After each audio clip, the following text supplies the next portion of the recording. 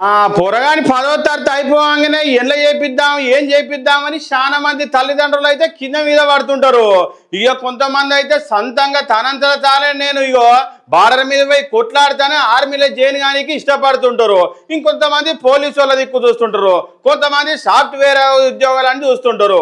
గట్లనే ఈ సాఫ్ట్వేర్ ఉద్యోగం చేసేటోళ్ళు ఇద్దరికిద్దరు అంటే భార్య భర్త ఇద్దరు కలిసి బార్డర్ మీద కొట్లాడడానికి మంచిగానే బయలుదేరిరాట అనుకోరాదు.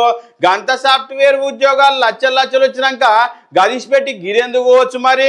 ఇగో ఏందో ఒకసారి చూసేద్దాం పారి. మరి ముందే పాకిస్తాన్ తోటి యుద్ధం జరిగే బార్డర్ మీద ఎంత గట్టిగుండి కొట్లాడాలి.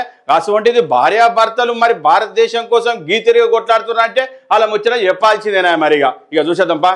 రైట్, ఇవాళ రేపు ఎవరిని చూసినా కూడా సాఫ్ట్వేర్ ఉన్నోళ్ళనే పెళ్లి చేసుకొని ఉంటాం, సాఫ్ట్వేర్ ఉద్యోగాలు కావాలి, సాఫ్ట్వేర్ అని నిద్రలో కూడా అదే గలవరిస్తుంటారు.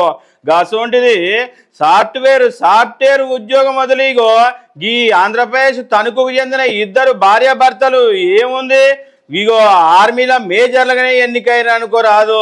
సాఫ్ట్వేర్ ఉద్యోగాలను వదిలి దేశ రక్షణలో తణుకుకు చెందిన ఇద్దరు దంపతులు భారత సైన్యంలో మేజర్గా సేవలు కొనసాగిస్తున్నారట. ఇగో తణుకు పట్టణానికి చెందిన బెల్లిన భావన 2017 వరకు సాఫ్ట్వేర్ ఉద్యోగి, 2018లో ఇండియన్ ఆర్మీలో లెఫ్టినెంట్ విధులతో చేరిన ఆమె ప్రస్తుతం ఆర్మీలో మేజర్గా కొనసాగిస్తున్నారట. ఆమె భర్త ఆదిత్య సైతం సాఫ్ట్వేర్ ఉద్యోగాన్ని వదిలి ఆర్మీలో చేరిరట. వీళ్ళిద్దరు ప్రస్తుతం కాశ్మీర్లో మేజర్గా పనిచేస్తున్నారు. పో ఏది ఏమైనా ఇగో మీరిద్దరు సూపర్ పో, మీ జోడి సూపర్ అని చాలా మంది అయితే అనుకుంటుర్రు.